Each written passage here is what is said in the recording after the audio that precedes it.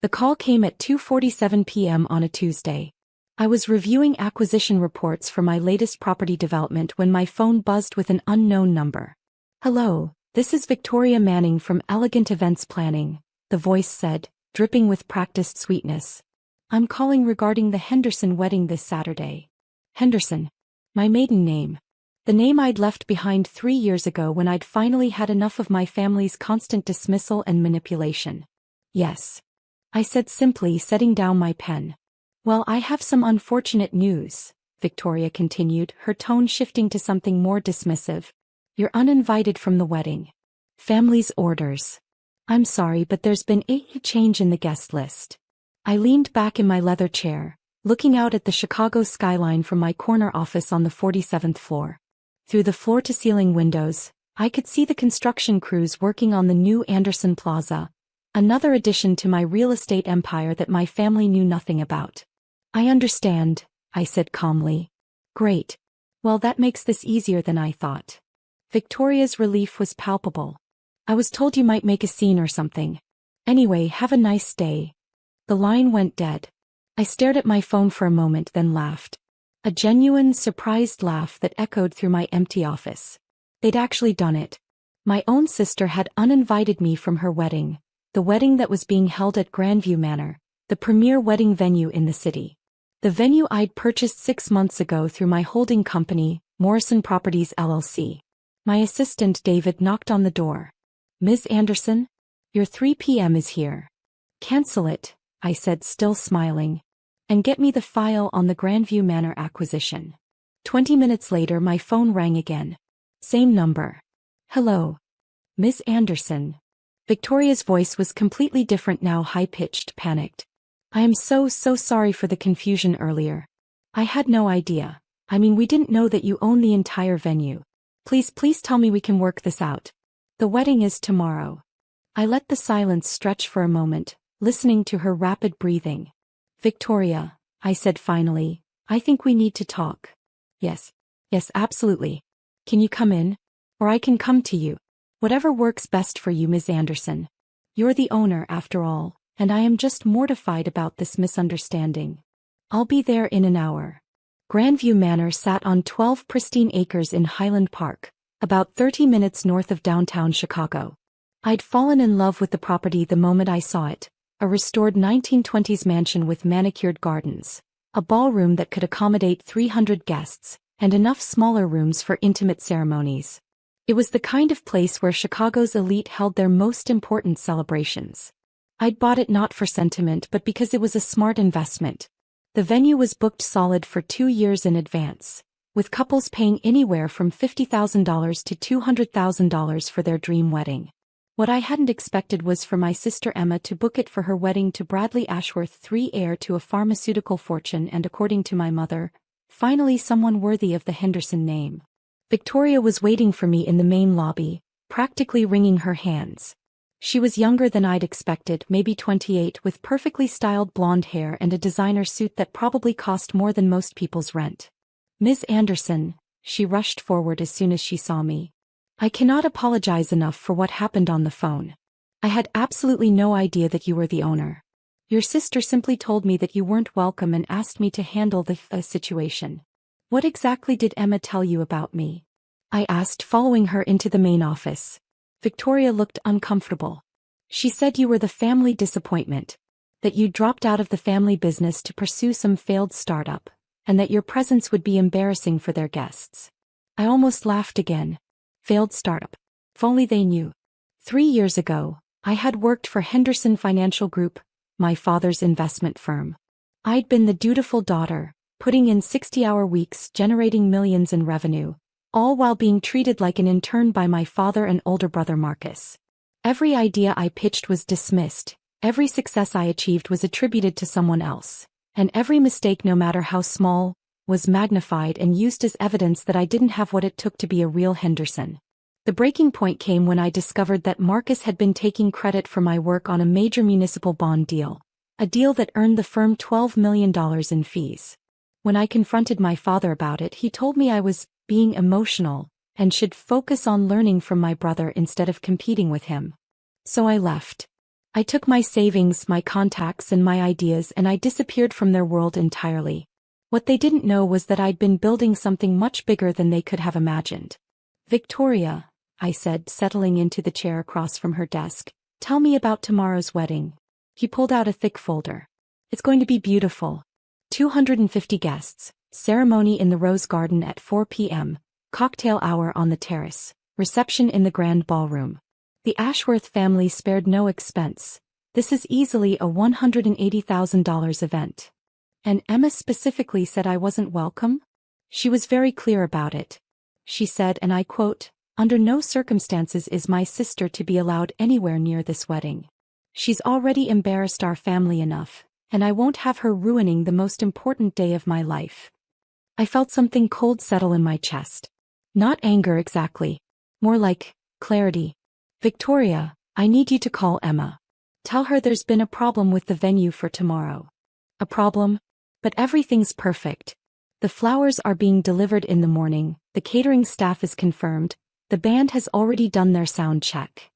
Tell her the venue has been double booked, and we need to discuss alternative arrangements. Victoria's face went pale. But that's not true. And even if it were, we couldn't possibly find another venue of this caliber with less than 24 hours notice.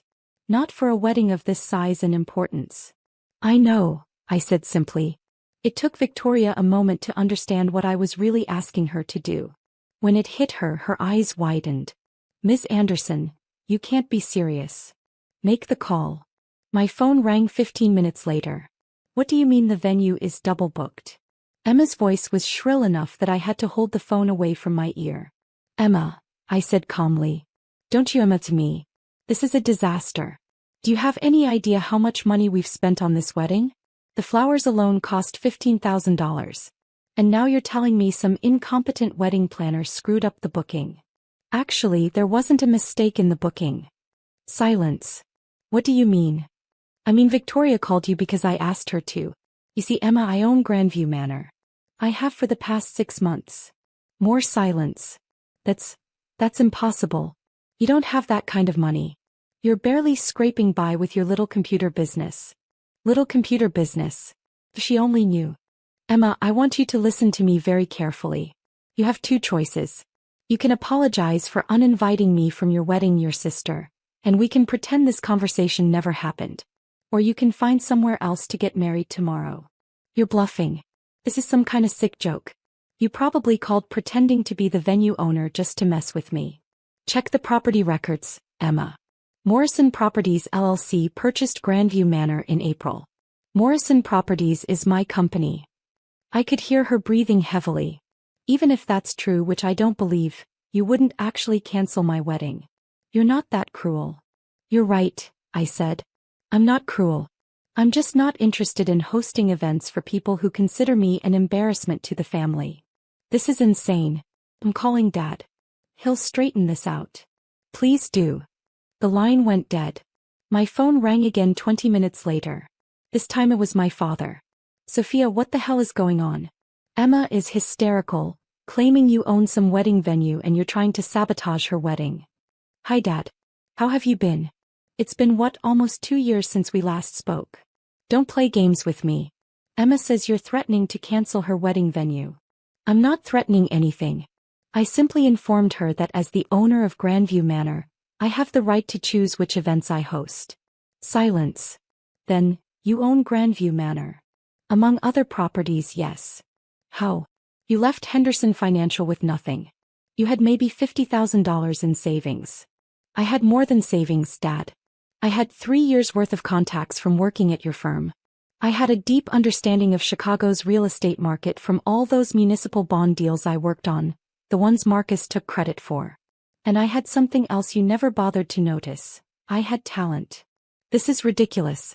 Even if you somehow managed to buy one property, Grandview Manor is worth at least $8 million. There's no way you could afford something like that. Dad, do you remember the Millennium Development Project?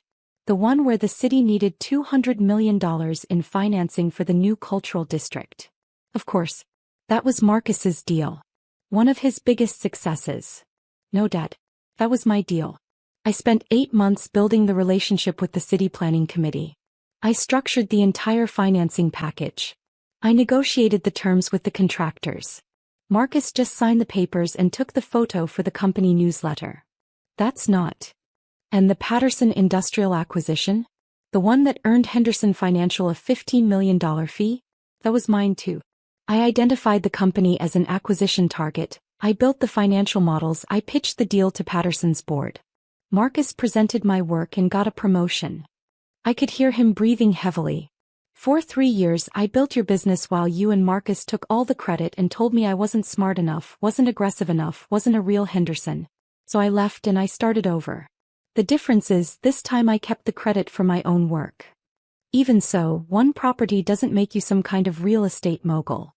I pulled out the folder David had prepared for me earlier. Morrison Properties currently owns 17 commercial properties in the Chicago metropolitan area, with a combined value of approximately $180 million. We also hold majority stakes in 3 development projects that will break ground next year.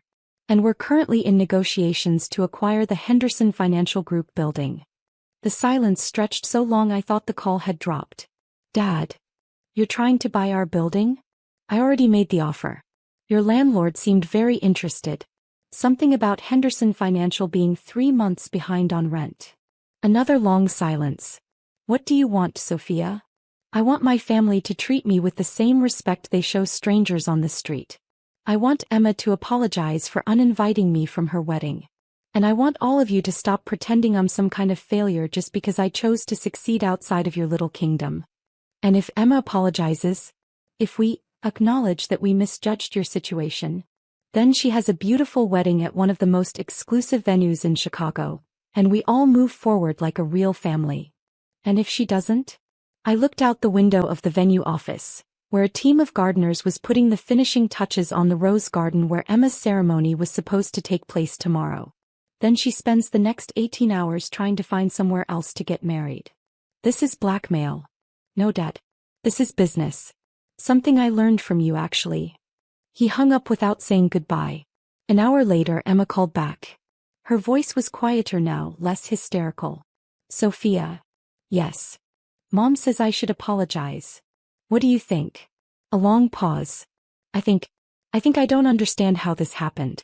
How you went from being our family's disappointment to owning half of Chicago without any of us knowing about it. I went from being your scapegoat to being successful. There's a difference. We really hurt you, didn't we? It was the first time any of my family members had acknowledged that their treatment of me might have been unfair. I felt something loosen in my chest, a knot of resentment I'd been carrying for 3 years. Yeah, Emma. You really did. I'm sorry. I'm sorry for uninviting you, and I'm sorry for calling your business a failure, and I'm sorry for all of it. I don't know how to fix this, but I want you at my wedding. If you'll still come. I thought about it. I could make her grovel more. I could demand apologies from the rest of the family, make them acknowledge every slight, every dismissive comment, every time they'd made me feel small and worthless. But Emma was still my sister. And underneath all the entitlement and casual cruelty, I could hear something I hadn't heard in years. Genuine remorse. I'll be there, I said finally. Really? Really? But Emma? Yeah. This conversation never happened. As far as anyone knows tomorrow, I'm just another wedding guest who happens to appreciate fine venues. I understand. And Sophia? Thank you. The next day I arrived at Grandview Manor at 3:30 p.m., 30 minutes before the ceremony. I'd chosen my outfit carefully, a navy blue dress that was elegant but not attention-grabbing, paired with understated jewelry. I wanted to blend in, not make a statement. But as I walked through the main entrance, I couldn't help but feel a quiet pride looking around at the venue I'd restored and transformed into Chicago's premier wedding destination. Emma looked beautiful in her wedding dress, a custom creation that probably cost more than most people's cars. When she saw me, she broke away from her bridesmaids and hurried over. Sophia. You came. Of course I came. You look stunning, Emma. Thank you. And thank you for everything. The venue is absolutely perfect. I'm glad you're happy with it. She hesitated for a moment, then leaned in closer. Can I ask you something? Are you really as successful as you told Dad yesterday? I smiled. More successful, actually. But let's talk about that another time. Today is about you and Bradley. The ceremony was beautiful. Emma and Bradley exchanged vows in the rose garden under a perfect September sky, surrounded by family and friends who had no idea that the venue owner was sitting in the third row, watching her sister marry into one of Chicago's most prominent families. During the cocktail hour, I found myself in conversations with several of the guests, many of whom it turned out were potential clients for my development projects. By the time dinner was served, I had 3 new business cards and 2 meeting requests for the following week. My father approached me during the reception, looking uncomfortable in his tuxedo. Sophia. Dad. Can we talk? We walked out to the terrace, away from the noise of the party. I owe you an apology, he said without preamble. For what specifically? He winced at the directness of the question. For underestimating you. For taking you for granted. For letting Marcus take credit for your work. And for making you feel like you had to choose between being part of this family and being successful. I studied his face. He looked older than I remembered, more tired, more worn down. Dad, can I ask you something? Sure. Did you know Marcus was taking credit for my deals? He was quiet for a long moment. I suspected. But you didn't stop it. I told myself it was character building. That you needed to learn to fight for recognition. What you really thought was that Marcus deserved the credit more than I did because he was your son and heir, and I was just the daughter who would eventually get married and leave the business anyway. He didn't deny it. I'm proud of what you've built, Sophia. Truly. I just wish. What? I wish we could have built it together. I looked back through the windows at the reception, where Emma was dancing with her new husband while their friends and family celebrated around them. It was the kind of life I'd once thought I wanted, the approval of my family, a place in their world, their recognition of my worth. Dad, I want to show you something. I pulled out my phone and opened my banking app, showing him the account balances for Morrison Properties and its subsidiaries. His eyes widened as he scrolled through the numbers. Jesus Christ, Sophia. You're worth more than Henderson Financial Group. More than the Ashworth family. More than anyone at this wedding, actually. How? The same way you built your business, Dad. One deal at a time. Except I did it without anyone's help and without anyone taking credit for my work. We stood in silence for a while, listening to the music and laughter drifting out from the ballroom. What happens now? He asked finally. Now Emma has a beautiful wedding at a venue she'll always remember. And maybe if you're interested we can have a conversation about what it might look like for Henderson Financial to work with Morrison Properties on some upcoming projects. You'd be willing to do business with us? After everything. I'd be willing to do business with you, Dad. But as equals. Not as the daughter who needs her father's approval, but as the CEO of a company that might benefit from a partnership. He nodded slowly. I think I'd like that. Good. Have your people call my people on Monday. He laughed, a real laugh, surprised and genuine. When did you become so ruthless? I learned from the best. As the evening wound down and the guests began to leave, I found myself saying goodbye to Emma one last time. Thank you, she said, hugging me tightly. For everything. For the venue, for coming, for not letting me ruin this completely. You didn't ruin anything, Emma. You just learned something important about making assumptions about people. What's that? That you never really know what someone is capable of until you give them a reason to show you. I drove home to my penthouse apartment, thinking about the events of the last 24 hours. My family had spent 3 years assuming I was a failure, that I'd thrown away my potential and embarrassed the Henderson name by leaving their world behind. What they didn't understand was that I hadn't thrown anything away. I'd invested it all, my talent, my knowledge, my connections, and yes, my anger, into building something bigger and better than anything they'd ever dreamed of. The wedding was just the beginning.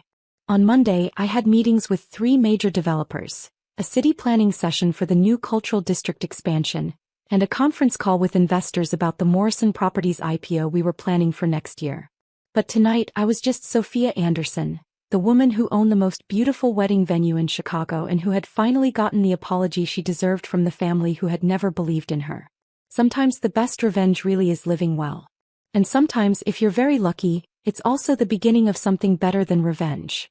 Reconciliation built on respect instead of assumption, love tempered with understanding, and a family that finally sees you for who you really are instead of who they thought you should be.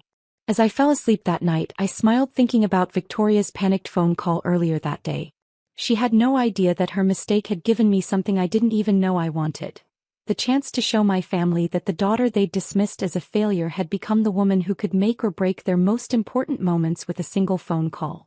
Tomorrow we would all wake up in a different world, one where Sophia Henderson was no longer the family disappointment, but Sophia Anderson, CEO of Morrison Properties, and the woman who had turned her family's dismissal into the motivation to build an empire they never saw coming. And honestly, that felt better than any wedding I'd ever attended.